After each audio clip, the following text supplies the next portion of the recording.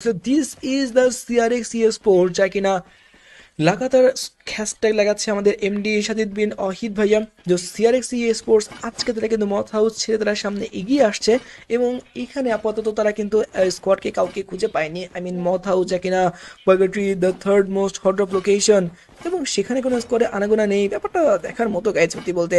তবে মনে হচ্ছে না আপাতত তাদের সামনে খুব একটা চান্সেস রয়েছে স্কোয়াড পাওয়ারও, বিকজ ফিল্ডেও কিন্তু আমরা খুব একটা বেশি স্কোয়াডে আনাগোনা কাইন্ড অফ দেখিনি বললেই চলে।